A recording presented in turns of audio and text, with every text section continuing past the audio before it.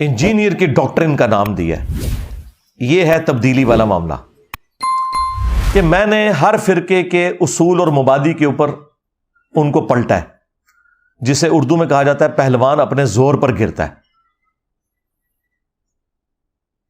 ان پہلوانوں کو میں نے ان کے زور پہ گرایا ہے. بریلویوں کا ترہ امتیاز تھا کہ سارے گستاخ رسول ہیں. جب پوچھتے تھے کیوں, کہتے ہیں انہوں نے نبی الاسلام کی شان میں گستاخیاں کی ہیں.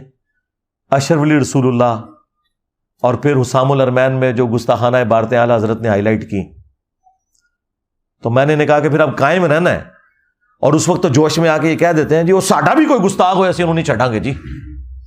تو میں نے جب چشتی رسول اللہ نکالا, کشف المحجوب سے صاحب اور سکر کی عبارتیں نکالی, تذکرۃ الاولیاء سے بایزید بستامی کے دعوے نکالے کہ قیامت کے دن محمد اور تمام نبی میرے جھنڈے کے نیچے ہوں گے, نعوذ باللہ. جب یہ میں نے ان سارے بابوں کو ننگا کیا نا بریلویوں کی پبلک میں, مولوی تو ان کے ہو گئے ہمارے خلاف, کیونکہ انہوں نے کہا یار یہ تو ہمارا ہتھیار, یہ ہماری جوتی ہمارے سر پہ مار دی, لیکن عوام ان کو چھوڑ گئی. یہ ہے انجینئر کی ڈاکٹرن. تو ظاہر ہے کہ یہ تو پھر میں سرجن والا کام کر رہا ہوں نا. تو چیخیں تو سر اٹھیں گی. لوگ کہتے ہیں جی وہ طارق جمیل صاحب کی بات سن کے تو کسی کی چیخ نہیں نکلتی. بھائی طارق جمیل صاحب تو ہومیوپیتھک ادویات آپ کو دے رہے ہیں اور وہ اختلافی موضوعات پہ تو بات ہی نہیں کر رہے. طارق جمیل صاحب کے سامنے اگر کوئی اپینڈکس کا مریض چلا جائے تو وہ تو اتنے نرم دل والے ہیں کہ خود ہی بے ہوش ہو جائیں گے اس کا آپریشن کرنے سے پہلے. ہاں, غامدی صاحب کے سامنے آپ کو بندہ لے جائیں جس کی ہڈی ٹوٹی ہوئی ہے یا اس کا شولڈر اتر گیا, وہ بیچارے چراتے چراتے خود ہی غم کھا کے بے ہوش ہو جائیں گے. تو میں کیا کرتا ہوں, میں تو گرائنڈر پکڑ لیتا ہوں, ٹھیک ہے. پتہ ہے اینا لمبا سوا ہوتا ہے وہ اینستھیزیا دے دیں جڑے کانڈ چلاندے نے, ٹھیک ہے نا. تو ہمارے وہ جو جواد نقوی صاحب ہیں انہوں نے بڑی پیاری بات کی. انہوں نے کہا باقی لوگ تو اینستھیزیا دیتے ہیں نا, انجینئر صاحب تو وہ بیہوش کرنے والی دوائی دیے بغیر ہی آپریشن شروع کر دیتے ہیں. تو ایسا نہیں ہے میں بیہوش کرتا ہوں, یہ ایسا نہیں ہے میں بیہوش کرتا ہوں. پہلے بریلویوں کہتا ہوں دیکھیں اشرف علی رسول اللہ, کہتے ہیں ہاں کفر ہے, یہ میں بیہوش کر رہا ہوتا ہوں ان کو. جب وہ گیڑے میں آتے ہیں لا کے پھر میں چشتی رسول اللہ سٹنا نا, تو وہ پھر انہوں نے ایکسیپٹ ہو جاتا ہے. تو میری مثال آپ اس لیے نہیں دے سکتے کہ میں وہ کام کر رہا ہوں جو کوئی اور کر ہی نہیں رہا, اور نہ اس کے اوپر مجھے ٹونٹ کیا جا سکتا ہے. آج تک کسی آرتھوپیڈک سرجن کے ساتھ کسی نے کوئی گلا شکوہ کیا ہے کہ حضرت آپ کے کلینک میں جب بھی آیا میں نے لوگوں کی چیخیں ہی دیکھی ہیں, کوئی میٹھی میٹھی گلامی کریا کرو. وہ بتائے گا اللہ کے بندے, میرے پاس جو لوگ آ رہے ہیں نا, کسی کی پنڈلی کی ہڈی ٹوٹی ہوئی ہے, کسی کی بازو کی ہڈی ٹوٹی ہوئی ہے, کسی کا شولڈر اترا ہوا ہے, کسی کی انگلی اتری ہوئی ہے, تو جب میں اسے سیدھا کروں گا تو چیخ تو وہ مارے گا. اور ساتھ آپ کو پھر وہ بتائے گا کہ دنیا کی کوئی دوائی, کوئی دم یہ والا کام نہیں کر سکتا جو آرتھوپیڈک سرجن کرتا ہے, یا کوئی آپریشن کرنے والا سرجن. جب بائی پاس ڈیو ہے تو بائی پاس ہوگا. کوئی دوائی ایسی نہیں ہے جو اس کو اوور کم کر دے.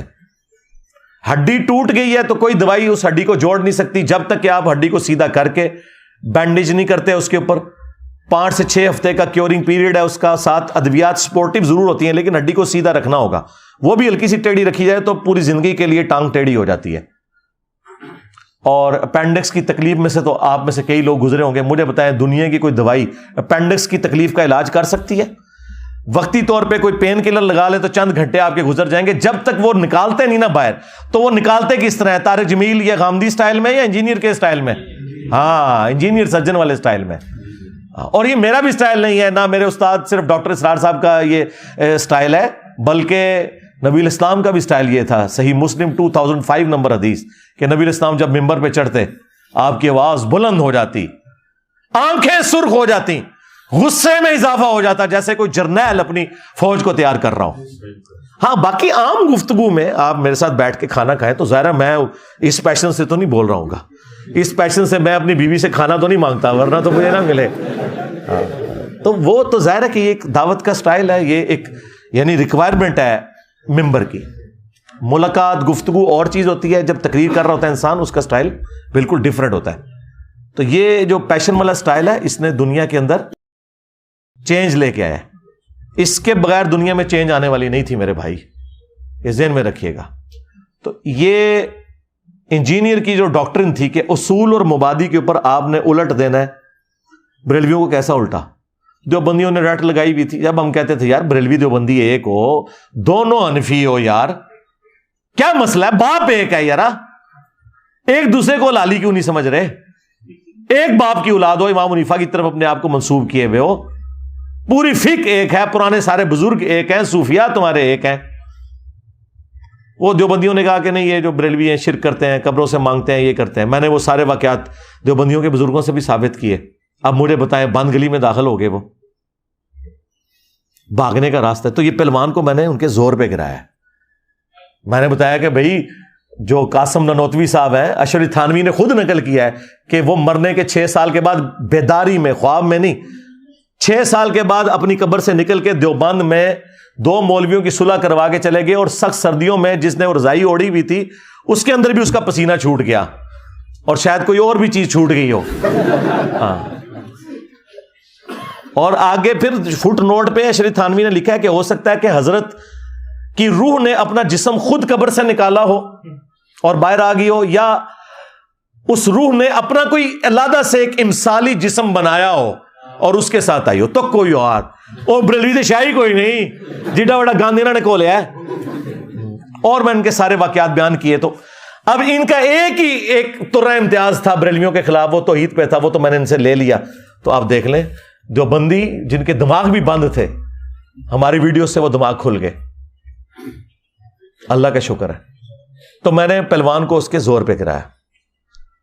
اس کو میں دنیا میں بھی ایک مثال سے بتاتا ہوں۔ یہ آپ جب کبھی کینٹ ایریا میں جائیں نا، تو بیریئر لگے ہوتے ہیں وہ بمبو سے، ہاں، اور لوہے کا بڑا سا ایک بمبو ہوتا ہے، اس کے پیچھے اتنا بڑا وٹا ہوتا ہے۔ وہ وٹا پتہ تو کیوں ہوتا ہے؟ وہ پتھر اتنا بڑا، اس کا وزن آلموسٹ اس لوہے کے بمبو کے برابر ہوتا ہے، اس سے تھوڑا سا کم ہوتا ہے، تو آلموسٹ یعنی سمجھ لیں بیلنس سے ہوتا ہے۔ تو وہ ذرا سی اس پہ انگلی آپ لگائیں نا تو یہ کھڑا ہو جاتا ہے، حالانکہ اس کو اس پتھر کے بغیر اگر آپ کھڑا کریں تو 8-10 بندے چاہیے یوں کھڑا کرنے کے لیے۔ تو انہوں نے وہ بیلنس کیا ہوتا ہے اس پتھر کے ذریعے، تاکہ ایک عام آدمی بھی، اسی لیے اس کو رسی سے باندھا ہوتا ہے، وہ تھوڑا سا وزن اس کا زیادہ ہوتا ہے، وہ رسی چھوڑتا ہے ویسے ہو جاتا ہے، یا اگر وہ رسی نہ بھی ہو، ہلکی سی انگلی کا اشارہ بھی کرے تو وہ بمبو کھڑا ہو جاتا ہے۔ اے جناب او میں ایڈے وٹے فٹ کیتے ہیں، ہاں، اشعری رسول اللہ، چشتی رسول اللہ، ہلکی جی انگلی لانا نا اینڈ کر کے فرقہ انہاں دا اڈ کے پرے جاتا ہے۔ ہاں، یہ اصول مبادی ہے۔ اہل حدیث کا کیا تھا ترہ امتیاز؟ اہل حدیث کا تو نام ہی لوگوں نے یہ رکھا ہوا تھا کہ جی اے بخاری کرتے ہیں جناب، بخاری دی ایک حدیث نے اہل حدیث فرقے دی موت کرتی ہے، اور کتبہ لکھا ہوا ہے اہل حدیث فرقے کی موت صحیح بخاری 2812 کی وجہ سے ہوئی۔ وَيْحَ مَارْ تَقْتُلُهُ الْفِئَةُ الْبَاغِيَةُ يَدْعُوهُمْ إِلَى اللَّهِ وَيَدْعُونَهُ إِلَى النَّارِ۔ افسوس اے مار، تجھے باغی جماعت قتل کرے گی، تو انہیں اللہ اور جنت کی طرف بلائے گا، وہ جماعت جہنم کی طرف۔ خیر، یہ ایک حدیث کیا، درجنوں حدیثیں بخاری مسلم سے۔ بنو امیہ کا جب مسئلہ آیا نا تو یہ اپنے اصول میں فیل ہو گئے، ان کی بخاری مسلم رفع الیدین تک ہی رہی، تو ان کے اصول پہ ان کو گرایا۔ اہل تشیع کو ان کے اصول کے اوپر گرایا ہے کہ تمہیں سب سے بڑا ایشو کیا ہے۔ وہ یہ کہتے ہیں کہ ہمارے اوپر آپ لوگ الزام لگاتے ہو کہ ہم صحابہ کو گالیاں دیتے ہیں، اور تم لوگوں کی جرت نہیں کہ تم اپنی کتابوں سے یہ بتا سکو کہ سب سے پہلے مولا علی علیہ السلام پہ لعنت شروع کی تھی بنو امیہ نے، اور واقعی کوئی نہیں بتاتا تھا۔ کس نے بتایا؟ مودودی صاحب ایک بندے تھے جنہوں نے بتایا، خلافت و ملوکیت لکھ کے سارے لوگ ان کے خلاف ہوئے۔ میں نے بخاری مسلم سے نہ صرف ان کا مقدمہ ثابت کیا کہ یہ درست ہے، پھر میں نے اگلا سٹیپ بھی طے کروایا۔ میں نے کہا کھولو اب تم اپنی کتاب نہج البلاغہ، جس میں مولا علی علیہ السلام کا خطبہ ہے کہ عین جنگ صفین کے موقع پر میدان جنگ میں کچھ اصحاب نے مخالف پارٹی پہ سب و شتم کیا، تو مولا علی نے انہیں کہا کہ انہیں گالی گلوچ نہ کرو، علمی طریقے سے ان کی غلطی ان پر ہائی لائٹ کرو، تاکہ جو حق سے آری لوگ ہیں یہ راہ حق پر واپس آ جائیں۔ یہ نہج البلاغہ میں مولا علی کا خطبہ ہے۔ اس کے علاوہ کئی اور خطبات میں نے پیش کیے کہ تم علی کے شیعہ ہو یا بنو امیہ کے شیعہ ہو، علی تو میدان جنگ میں بھی گالی نہیں نکالنے دے رہے، اور تم 1400 سال بعد بھی گالیاں نکال رہے ہو۔ ہاں، علمی طریقے سے اس زمانے میں بھی آپ حق کو ہائی لائٹ کریں، آج بھی کریں، بالکل درست ہے۔ تو میں نے ان کے اصول اور مبادی کے اوپر ان کو پکڑا۔ ان کا مسئلہ تھا کربلا کا، بنو امیہ کا، اسی اصول کے اوپر اسے ایکسیپٹنس دی، اور پھر اسی اصول کے اوپر اگلے معاملات ان کے ساتھ طے کیے۔ عقیدوں میں مسئلہ تھا توحید کا، تو میں نے انہیں کہا یار صبح و شام تمہارے اذکار میں ہے، سورۃ النمل کی آیت نمبر 62، امن یجیب المضطر اذا دعا ویکشف السوء ویجعلکم خلفاء الارض االہ مع اللہ بھلا بتاؤ تو کون ہے جو مصیبت اور پریشانی میں گھرے ہوئے شخص کی فریاد کو سنتا ہے، اس سے اس کی تکلیف کو دور کرتا ہے، تمہیں زمین پر اگلوں کا خلیفہ کرتا ہے۔ الہ مع اللہ، کیا اللہ کے ساتھ کوئی اور الہ بھی ہے جو تمہاری تکلیف دور کرے، جس سے تم دعائیں مانگو؟ اور صبح و شام کے سنت اذکار میں شیعہ کے ہاں یہ دعا پڑھی جاتی ہے، قرآن کے اندر یہ آئی ہے۔ میں نے کہا ترجمہ پڑھ لو۔ یا علی مدد کا مطلب مولا علی سے دعا مانگنا ہے، یہ وسیلہ اور توسل نہیں ہے۔ ہمیں نہیں اردو آتی، عربی نہیں آتی، وسیلہ اور توسل تو یہ ہے کہ اے اللہ تجھے اپنے نبیوں کا واسطہ، تجھے صحابہ کرام کا واسطہ، تجھے اہل البیت کا واسطہ، تجھے مولا علی کا واسطہ، اے اللہ تو میرا کام کر دے۔ یہ ہوتا ہے وسیلہ۔ وسیلہ یہ ہوتا ہے کہ یا علی مدد، آپ میری مدد کریں، یہ وسیلہ توسل نہیں ہے، یہ استعانت ہے، اور یہ اللہ کا حق ہے۔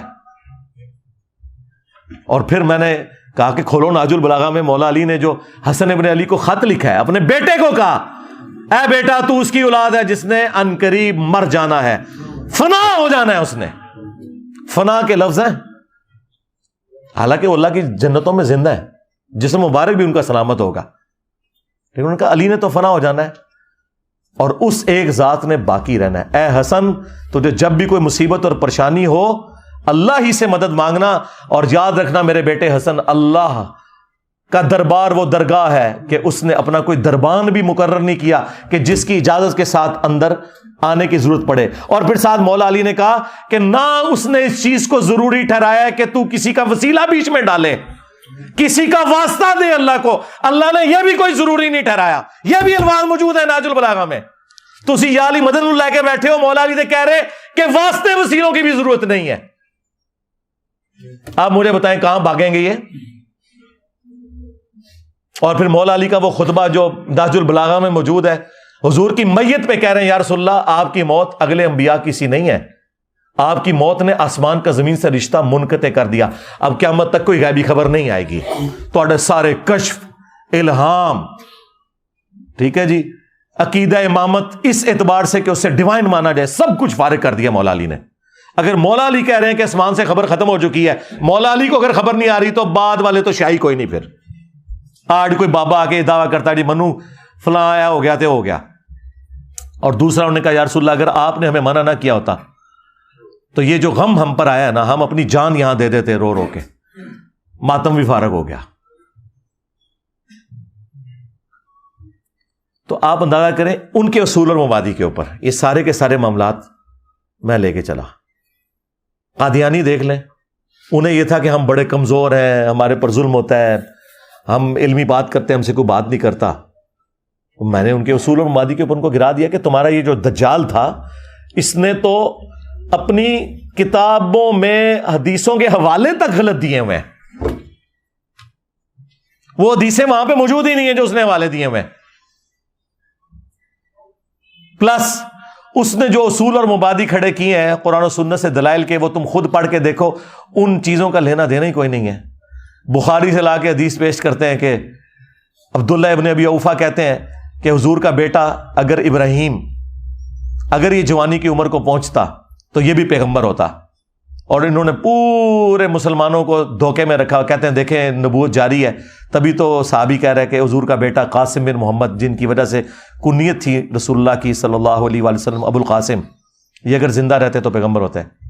ہم نے کہا آگے چل، آگے لکھا ہے ابن ابی اوفا کہتے ہیں کہ چونکہ رسول اللہ پہ ختم نبوت ہو چکی ہے اس لیے آپ کا کوئی بچہ جوانی کی عمر کو پہنچے نہیں، کیونکہ سلسلہ نبوت ختم ہو چکا ہے۔ تو نے اتنا جملہ لیا کہ قاسم زندہ رہتا تو وہ نبی ہوتا۔ میں بھی کہتا ہوں کہ حضور کا اگر کوئی بیٹا جوانی کی عمر کو پہنچتا تو نبی ہوتا، اگر حضور خاتم النبیین نہ ہوتے۔ آگے لکھا ہوا ہے اور یہ قرآن میں بھی ہے، ما کان محمد ابا احد من رجالکم ولکن رسول اللہ وخاتم النبیین۔ محمد تم مردوں میں سے کسی کے باپ نہیں ہے، ان کا تو اپنا بیٹا بھی مرد نہیں بنے گا، چاہے جائے کہ زید ابن حارثہ کو کوئی ان کا بیٹا مان لے، کیوں؟ وہ کسی مرد کے باپ کیوں نہیں ہے؟ اس لیے کہ ولکن رسول اللہ وخاتم النبیین، چونکہ وہ اللہ کے رسول اور خاتم النبیین ہے، لہذا ان کا کوئی بیٹا جوان نہیں ہوگا۔ کیونکہ یہ تو بڑی عجیب بات تھی کہ ابراہیم کا بیٹا پیغمبر ہو اور محمد رسول اللہ کا بیٹا پیغمبر نہ ہو، یہ ہو نہیں سکتا تھا۔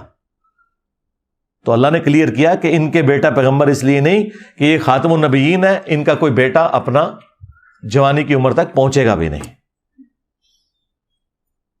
ہر فرقے کو اس کے اصول اور مبادی کے اوپر گرایا. یہ تھی انجینئر کی ڈاکٹرن.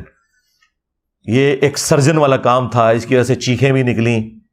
ظاہر ہے میں کام ہی ایسا کر رہا ہوں, اب یہ کام اس کے بغیر ہو نہیں سکتا. اور جو یہ مجھے آ کے مشورے دیتے ہیں, چھੱਡ دو منو مشورے دینے بند کرو, تو اسی کر کے دسو. مجھے وہ مشورہ دے جو خود یہ کام کر کے بتائے. اور تمہارے خلاف تو مولوی نام لیے بغیر اشارتاً تقریر کر دے, تسی ایک مہینہ مسیتی نہ اڑ دے ڈر دے مارے, گلا منو کر دے ہو آ کے. ہاں جائے میں نے تو کئی بار لوگوں کو کہا جن کو بڑا شوق ہے نا کہ ہم بڑے اچھے طریقے سے دعوت کر سکتے ہیں, میں نے کہا ایک حدیث لے جاؤ مسلم کی 2245 کہ میں تمہیں منع کرتا ہوں قبروں پر عمارت بنانے سے, قبروں کو پکا کرنے سے, اس پہ مجاور بن کے بیٹھنے سے. خرچہ سارا میں اٹھاتا ہوں تمہارا, ٹھیک ہے. گال میں ایک طرف شہد رکھ لو, ایک طرف گڑ رکھ لو, اور جا کے داتا دربار لوگوں کو دعوت دو کہ میٹھے میٹھے اسلامی بھائیوں, ہاں میں اپنے نبی کی حدیث ماشاءاللہ ایک پازیٹو انداز میں بیان کرنے آیا ہوں, سبز پگڑی بھی باندھ لو.